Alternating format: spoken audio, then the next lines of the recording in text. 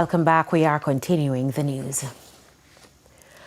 A major step forward in Jamaica's healthcare system is underway as the University Hospital of the West Indies prepares to introduce functional neurosurgery, expanding the range of life-changing brain procedures available to patients locally. Here's Aliyah Bryant.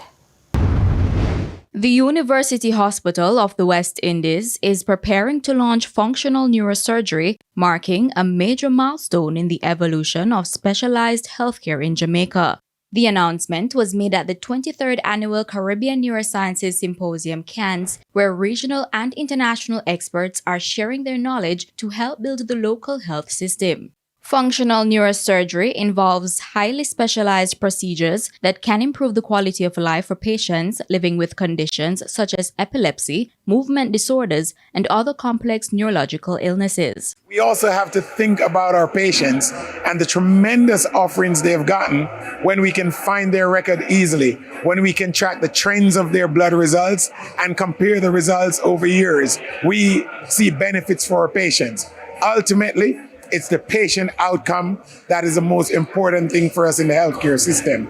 And what we have seen here at the fireside panel discussion tonight is that change management and the training of staff in new technologies and digital technologies is the way to move healthcare forward. For years, many patients requiring advanced procedures have had to seek treatment overseas. Health officials say the new program will make specialized care more accessible, reduce the need for medical travel, and allow more Jamaicans to receive treatment and results closer to home. We have also seen the unfolding of the internal designs for the new University Hospital of the West Indies development. And what the architect and the team has showed us is the diagnostics for cancer, the treatment of cancer, the expansion of our emergency services, using robotics to improve outcome in cancer, using AI to help with diagnostic accuracy. And so we've had a lot of great findings. The initiative is also being developed through collaboration with international experts who are helping to train local teams and ensure the highest standards of patient care. We all have to work together and collaborate to get the best results. And to see the teams that went into the hurricane area so early, and to see the international publications that Jamaica has gotten from working and documented the impact of these missions in Hurricane Melissa has been tremendous and is a blueprint for other countries to follow to say how we should respond to catastrophic storms. Aliyah Bryant, TVJ News.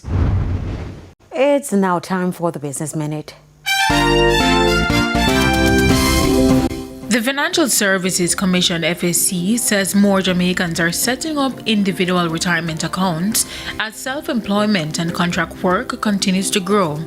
According to data released by the Commission, the number of people enrolled in approved individual retirement schemes increased by more than 1,000% over the past 14 years. This rising from just under 8,000 members in 2010 to over 90,000 members last year. The FSC says these individual retirement schemes manage $90.7 billion in assets at the end of last year.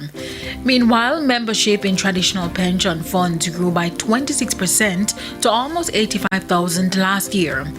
Despite the reduction in number of plans, pension funds continued to manage substantial $755 billion in assets at the end of last year. Further afield, Honda is recalling more than 325,000 Odyssey minivans because of rear view cameras. Highway Traffic Safety Administration issued a recall report for certain 2018-2020 Honda Odyssey vehicles because water can enter the rear view camera assembly, causing display issues. Impacted owners will be notified by mail on August 24 and asked to take their vehicle to an authorized dealer to have a replacement rear view camera installed free of charge. And that's it for the Business Minute. I'm Antonia Atkinson. And it's time now for the top stories from around the world.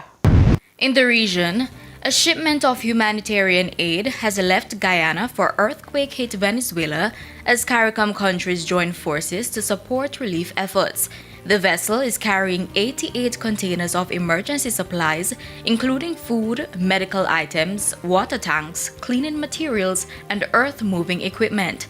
Guyanese officials say the mission was supported by 7 CARICOM member states, the private sector, and the Venezuelan community in Guyana. The shipment is expected to arrive in Venezuela in about 4 days. And on the international scene, a heat advisory remains in effect for parts of Southern California, including Los Angeles, as a dangerous heat dome is expected to spread across much of the West this weekend. Forecasters warn temperatures could climb into the upper 90s and low 100s. Meanwhile, communities in the Midwest and East are recovering from severe storms. In New Jersey, a BJ's wholesale club suffered a roof collapse during heavy rain, but authorities say no one was injured. And those were the top regional and international stories. I'm Aaliyah Bryant. Thank you, Aaliyah. We now head to our final break, but when we come back, we'll have your Midday Sports Report.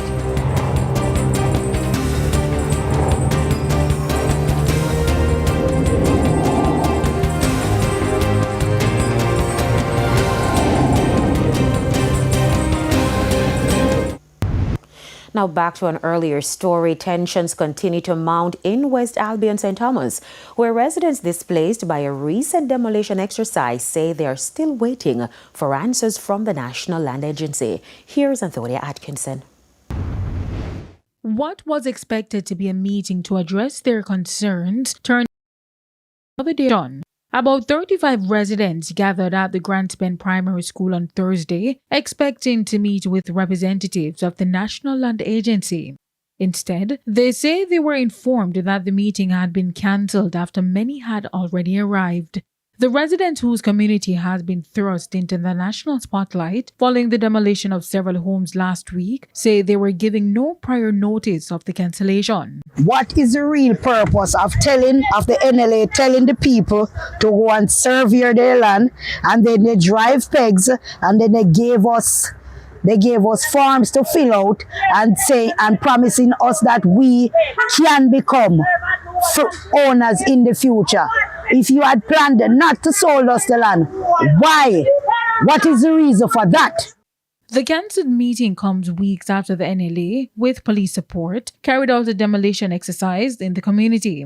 The agency has maintained that the occupants were illegally settling on government-owned lands and said it had followed established protocols, including serving notices and holding consultations from 2024. The NLA has also said the lands are being reserved for development purposes and that 28 structures have been identified for demolition. We don't have the money for go buy the land for $0.5 million. So we know we don't want to find out where we don't get the government come and do this then. Who have a big piece, who have a small piece. Estimate it, do them diagram and sell it. They insist they need documents, clear information, and the status of the land, and a fair opportunity to be heard before any further action is taken. Some say the cancellation of Thursday's meeting has only deepened their distrust, as many families remain displaced and uncertain about their future. We just want information about how we can get the land. As in, there's a lot of person they up there from like them are kids. Like for instance, me, 22, and I go on trying to get somewhere. Can't really necessarily depend on my mother. Every day if I say I'm gonna live with my mother, so I really want somewhere for myself. Building, it comes on to a point where land people come up there, them start to plot out. Not much was said, but something was done. But that's it. Antonia Atkinson, TVJ News. And it's time for a break. Do stay with us. More stories when we return.